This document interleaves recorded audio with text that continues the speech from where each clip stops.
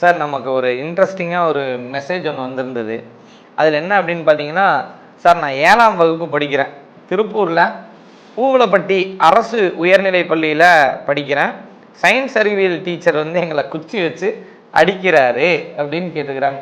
இது உண்மையாலுமே ஒரு இன்ட்ரெஸ்டிங்காக பார்த்தாலுமே கூட அவர் கருத்து கேட்டுக்கிறது என்ன சார் குறியாக இருக்கும்? ஒரு ஸ்கூல் வாத்தியார் ஒரு 7ஆம் வகுப்பு மாணவனை இல்லை மாணவியை குச்சியால் அடித்தா அது வந்து டிசிப்ளின் ஆக்குமா குழந்தைகளை, இல்லை குற்றவாளிகள் ஆக்குமா, அதோட பின்விளைவுகள் என்ன அப்படின்றது வந்து ரொம்ப ரொம்ப முக்கியமானது. ஏன்னா இவங்க தான் வந்து இந்தியாவோட எதிர்காலம். இந்தியாவோட எதிர்காலத்துக்கே வந்து கேள்விக்குறியாக்குறான்னா அந்த வாத்தியார் கண்டிப்பாக இது சம்பந்தமான விஷயங்களை வந்து இந்த இடத்துல வந்து நம்ம டிஸ்கஸ் பண்ணியே ஆகணும். ஸோ இதில் வந்து குழந்தைங்களை அடிக்கிறதுன்றது வந்து முதல்ல குற்றம் ஃபஸ்ட்டு. ஓகே, அது தவறுன்றத முதல்ல குற்றம். அந்த குற்றத்தை செய்யாமல் கண்டிப்பாக தடுக்கணும். எப்படி தடுக்கலாம்? சட்டத்தில் குழந்தைங்களை அடிக்கிறதுக்கு எந்த வித இடமும் கிடையாது.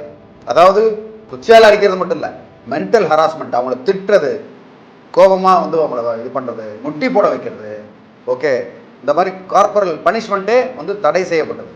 இதை வந்து மாணவர்களும் புரிஞ்சுக்கணும், ஆசிரியர்களும் புரிஞ்சுக்கணும், அதே மாதிரி பேரண்ட்ஸும் புரிஞ்சுக்கணும். முதல்ல பேரண்ட்ஸ் ரொம்ப முக்கியமானது. ஏன்னா பேரண்ட்ஸ் சமயத்தில் சொல்லுவாங்க, உங்கள் குழந்தைய வந்து என்னங்க கண்டிக்கலாமா அப்படின்னு கேட்டால் கண்ணை ரெண்டு விட்டுட்டு மற்றதெல்லாம் உரிச்சிருங்க அப்படின்னு சொல்லுவாங்க. அது முதல்ல தவறு.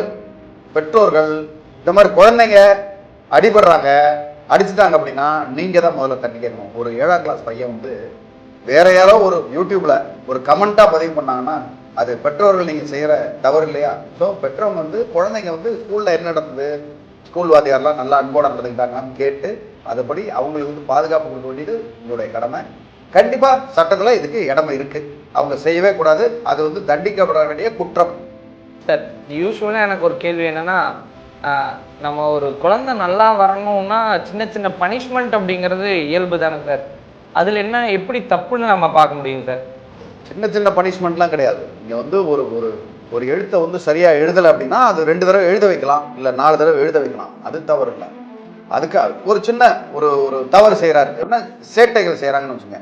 குழந்தைங்கன்னா சேட்டை செய்ய தான் செய்யும். அதுவும் புத்திசாலியான குழந்தைகள் சேட்டை செஞ்சாதான் அது புத்திசாலியான குழந்தைன்னு பல இடங்களில் நிரூபிக்கப்பட்டிருக்கு. ஓகே, அதனால் சேட்டை செய்கிறனாலேயே அந்த குழந்தை வந்து ஒரு குற்றவாளி அப்படின்ற மாதிரி அவங்கள வந்து ட்ரீட் பண்ணக்கூடாது. ஓகே, அதுக்கு சைக்காலஜிக்கல் ட்ரீட்மெண்ட்.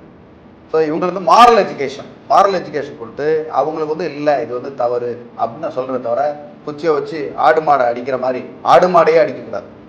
ஒரு மாட்டை நீங்கள் யாராவது அடிச்சிங்க அப்படின்னா அதுவே ஒரு குற்றம். ஒரு நாயை அடிச்சிங்கன்னா குற்றம். நாயை அடிச்சிட்டாங்கன்றதுக்காக எவ்வளோ பேர் வர்றாங்க, மாடை அடிச்சிட்டாங்கன்றதுக்காக எவ்வளோ பேர் வர்றாங்க நம்ம நாட்டில். ஓகே, ஒரு குழந்தைய அடித்தா அது வந்து மாபெரும் குற்றன்றதை முதல்ல புரிஞ்சுக்கணும். ஓகே, அதனால் ஆசிரியர்கள் வந்து தவறு செஞ்சால் உடனே அவங்கள திருத்துறதுக்காக தான் நான் அடித்தேன் அப்படின்னு கொடை முடிச்சுட்டு நிறைய பேர் வருவாங்க. இப்போ கிளம்பிடுவாங்க. ஐயோ ஒரு வக்கீல் வந்து குழந்தைங்களை அடித்ததுனால பெரிய குற்றம்ட்டாரு, அப்போ எப்படி நாடு திருந்தோம்? நாட்டை எப்படி அடித்து தான் திருத்தணுமா? கிடையவே கிடையாது. இதெல்லாம் வந்து பழைய style, old school of thoughts. அது செய்யவே கூடாது. சைக்காலஜிக்கலாக குழந்தைங்களுக்கு புரிய வச்சு அவங்கள வந்து நல்ல மனிதர்களாக கண்டிப்பாக ஆசிரியர்களால் உருவாக்க முடியும். பல நல்ல ஆசிரியர்கள் அதை நிரூபிச்சிருக்காங்க. இதில் முதல் நடவடிக்கையாக அந்த ஆசிரியர் மேலே போலீஸில் கம்ப்ளைண்ட் கொடுக்கலாம். ஓகே, அது மாதிரி சைல்டு வெல்ஃபேர் டிபார்ட்மெண்ட் இருக்குது, சைல்டு வெல்ஃபேர் டிபார்ட்மெண்ட்லேயும் வந்து கொடுக்கலாம். ஓகே, அது மாதிரி டிஸ்ட்ரிக்ட் எஜுகேஷன் ஆஃபீஸர் இருக்கார், அங்கேயும் அவருக்கும் வந்து நீங்கள் வந்து புகார் கொடுக்க முடியும். இந்த 3 இடங்களும் சைல்டுக்கு வந்து ஒரு ஷீல்டாக இருக்கும், ஒரு கேடயமாக அவங்க வந்து இருக்கிறாங்க. ஓகே, அவங்களுக்கு தெரியாது நிறைய பேருக்கு. உண்மையை சொல்லப்போனால் ஒரு வாத்தியார் குச்சியை வச்சுக்கூடாது. குச்சி வச்சுக்கிட்டு அந்த இடத்துல ஆடு மாடை விரட்டுற மாதிரி ஒரு ஜெயிலில் இருக்க மாதிரி பண்ணால் அதுவே வந்து சட்டப்படியான அது வந்து குற்றம். ஸோ இந்த இடத்துல நீங்கள் செய்ய வேண்டியது போலீஸில் கம்ப்ளைண்ட் கொடுக்க முடியும், டிஸ்ட்ரிக்ட் எஜுகேஷனல் ஆஃபீஸர் கொடுக்க முடியும், அது மாதிரி சைல்டு வெல்ஃபேர் கமிட்டிலையும் கொடுக்க முடியும். டிஸ்கிரிப்ஷனில் இந்த 3 டீட்டெயிலையும் நாங்கள் கொடுத்துருக்கோம்.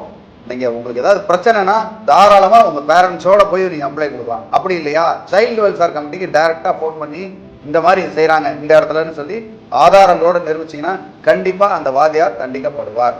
மேலும் உங்களுக்கு வேறு ஏதாவது தகவல் தேவைப்பட்டோம்னா தாராளமாக எனக்கு மெசேஜ் பண்ணுங்கள். உங்களுக்கு உதவுறது காத்துக்கிட்டு நன்றி.